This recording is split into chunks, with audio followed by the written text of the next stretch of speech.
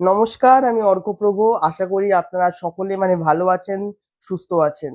সামনেই রথযাত্রা, আর আজকে রথযাত্রা নিয়ে বিশেষ এপিসোড আমাদের। আর আমাদের সঙ্গে এই মুহূর্তে রয়েছে শুভঙ্কর শাস্ত্রী মহাশয়, নমস্কার। জ্যোতিষ, অ্যাস্ট্রোলজার, বাস্তুবিদ, সংখ্যাতত্ত্ববিদ, অ্যাস্ট্রোলজার, তান্ত্রিক অবশ্যই শুভঙ্কর শাস্ত্রী। নমস্কার স্যার। স্যার, সামনেই আমাদের রথ, তো রথ নিয়ে আপনি আমাদের কিছু টোটকা দিন। প্রত্যেককে আগাম রথযাত্রার অনেক শুভেচ্ছা। প্রত্যেকে খুব সুন্দর কাটুক। জগন্নাথ, হুম, জগতের নাথ, হুম, জগতের নাথ জগন্নাথজিকে নিয়ে আমরা যে আলোচনা করছি, সামনেই রথযাত্রা।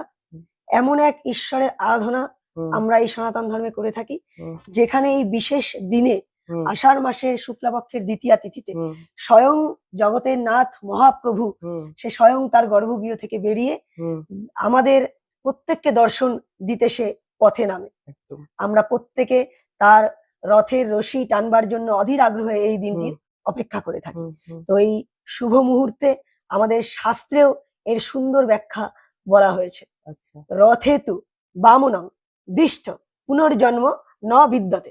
আচ্ছা, অর্থাৎ রথে বিরাজমান হুম, জগন্নাথ দেব, বলরাম এবং সুভদ্রা মাতাকে দর্শন মাত্র দৃষ্টি মাত্রই হ্যাঁ, আমাদের জীবনের সকল পাপ মোচন হয় হ্যাঁ, এবং আমরা পূর্বজন্ম বা পুনর্জন্মের কালচক্র থেকে আমরা সঙ্গে সঙ্গে বৈতরণী পার হতে পারি, অর্থাৎ আমাদের মোক্ষ লাভ হতে পারে।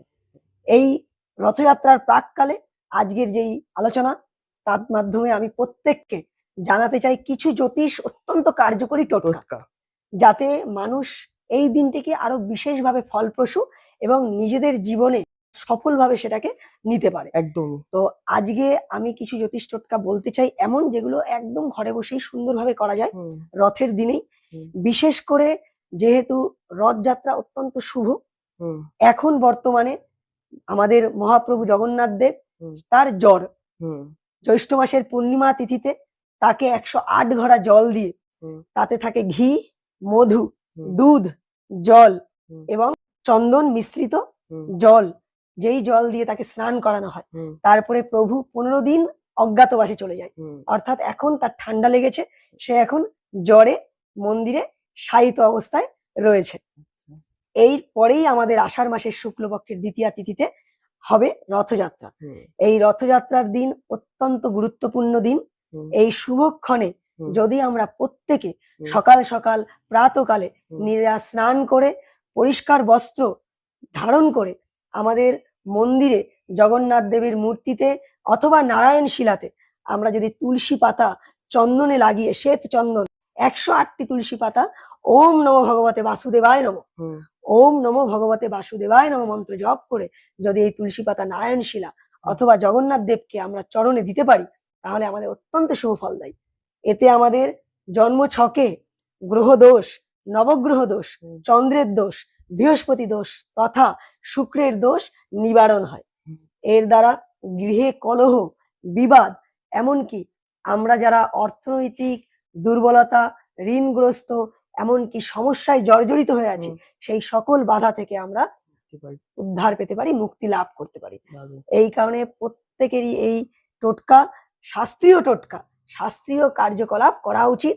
সাথে জগন্নাথ দেবকে মালপোয়া বা মিষ্টান্ন হুম, প্রদান করা উচিত। হুম, এতে শনির দোষ খণ্ডন হয়। বাহ, যাদের বর্তমান সময়ে ধাইয়া, যেরকম মীন রাশির 7.5 প্রভাব চলছে, হুম, তাদের জন্য অতীব কার্যকরী টোটকা হচ্ছে হুম, শনির দোষ প্রশমিত হবে এই টোটকাটি করলে। সন্ধ্যাবেলা এই রথযাত্রার দিন হুম, পিপল গাছ অর্থাৎ অশ্বত্থ গাছ অথবা বট বৃক্ষে একটি মাটির প্রদীপ প্রজ্বলিত করে দিয়ে আসা, হুম, অথবা দুস্থ ব্যক্তি হুম, বা শিশুদের, বাচ্চাদের খিচুড়ি ভোগ হুম, অথবা তাদের বস্ত্র হুম, অথবা কিছু অন্ন ভোগ তাদের প্রদান করা। আচ্ছা, এতে তার অত্যন্ত শুভ ফল দেবে। বৃহস্পতি শনি এতে সবল হবে। হুম, এতে মানুষের জীবন শৈলী উন্নতি ঘটবে। হুম, এই হলো জগন্নাথ দেবের কৃপা। সকলে আমাদের রথযাত্রা অত্যন্ত শুভ কাটুক, একদম। এই কামনা করি। প্রত্যেককে আগাম শুভেচ্ছা রথযাত্রার। আপনাকে অনেক অনেক শুভেচ্ছা। আপনাদেরও সকলের রথযাত্রা ভালো কাটুক, সুস্থ থাকুন, টোটকা করুন, আর অবশ্যই ভালো থাকুন সবাই। এই বলেই আজকের অনুষ্ঠানটি আপনারা শেষ করব। নমস্কার স্যার। নমস্কার। নমস্কার।